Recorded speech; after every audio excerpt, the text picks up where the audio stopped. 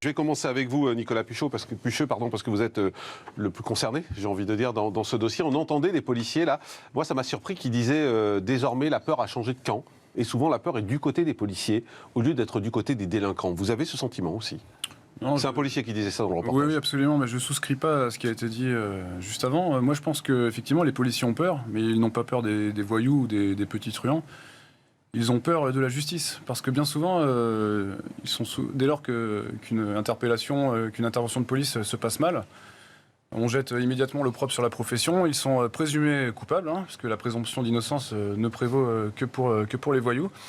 Et on a plus peur de la justice, finalement, que des petits truands. La présomption d'innocence ne prévaut que pour les voyous. Écoutez, pas pour les policiers. Dans les faits, c'est ce qu'on constate, malheureusement. Ouais. C'est ce qu'on constate régulièrement. Des histoires, on assiste à des histoires où des policiers sont suspendus, désarmés, sans traitement, alors que l'instruction est en cours. Alors que pour effectivement tout citoyen, c'est la comment dirais-je la présomption d'innocence qui prévaut, et dans les faits, ça n'est pas appliqué à l'ensemble des forces de police. Vous êtes d'accord, en fait, vous êtes un peu le paratonnerre et c'est vous qui prenez toute la colère du pays? Oui, mais alors, je voudrais revenir sur 2-3 choses qui ont été dites, en effet. Alors, c'est vrai que si on considère que 2000 € c'est le prix d'une vie, en effet, c'est pas très attractif, ça c'est sûr. Concernant les sanctions qui sont infligées aux policiers, quand il y a une enquête qui est menée, il y a toujours un volet administratif et un volet judiciaire. Les deux condamnations que vous citez, c'est le volet judiciaire. Après, il y a des mesures conservatoires qui sont prises, volet administratif, où des policiers sont suspendus sans traitement, et c'est dramatique. C'est-à-dire que souvent, ils ont une vie de famille, des enfants à nourrir, et là, ils peuvent plus. C'est par là que j'entendais présomption de culpabilité. Ensuite, en effet, oui, bien sûr, nous on assiste à, si vous voulez, une défiance structurelle. Aujourd'hui, il y a un clivage énorme qui s'est creusé, un fossé entre la police et sa population. Et en effet, les policiers sont... pour reprendre ce qui s'est passé à Champigny-sur-Marne, c'est un quartier populaire, c'est une cité comme on en trouve tant dans le Val-de-Marne, et vous avez ce commissariat qui est enclavé, seul symbole de l'État et de la République, dans ce quartier populaire. Et en effet, quand ces jeunes s'en prennent avec des tirs de mortier et des barres de fer au commissariat de police, c'est un symbole de l'État et de la République. Nicolas Pucheux, policier. Attendez, une police, Nicolas Pucheux. Bon, alors déjà, deux choses. Déjà, moi je pense qu'il faut sortir de ce sophisme qui consiste à penser que parce qu'on vient de Champigny-sur-Marne, on ne peut pas trouver de boulot. Absolument. On a 50% de chance en moins que quelqu'un d'autre.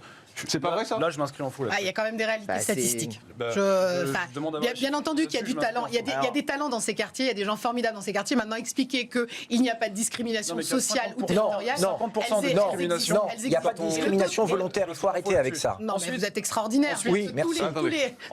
Je vous le confirme. Non, mais attendez, toutes les enquêtes le prouvent, que ce soit au niveau européen, que ce soit au niveau des ONG, et même les enquêtes de l'État de testing le prouvent. Donc, à un moment donné, si on Nicolas Pucheux. Ensuite, sur le trafic de stupéfiants, on ne peut pas établir de corrélation entre l'attaque du commissariat de Champigny et le trafic de stupes parce que c'est contre-productif. Justement, les dealers, ce qu'ils n'aiment pas, c'est attirer le focus, l'attention sur eux. Donc, c'est absolument pas lié. Non, il y a un quotidien insupportable, c'est ce que nous dit cette dame. Si vous demandez aux policiers de base, alors, malheureusement, effectivement, les braves gens comme cette dame, et c'est là où il y a une grosse dichotomie, c'est que cette petite dame qui souffre du fait de ne pas pouvoir aller faire ses courses normalement ou de ne pas pouvoir envoyer son petit-fils à l'école, en même temps, vous savez très bien, le trafic de stupes, ça génère une économie parallèle extrêmement importante dont ne peuvent pas se passer ces quartiers. C'est 20% des revenus de ces quartiers-là. Et c'est là que vous voyez le gros paradoxe qu'il y a, c'est que d'un côté, il y a des braves gens qui sont pris en otage, de l'autre côté, ces quartiers-là ne peuvent pas se passer de cette économie de parallèle qui fait vivre le quartier. Mais en même temps, excusez-moi, moi je suis choqué.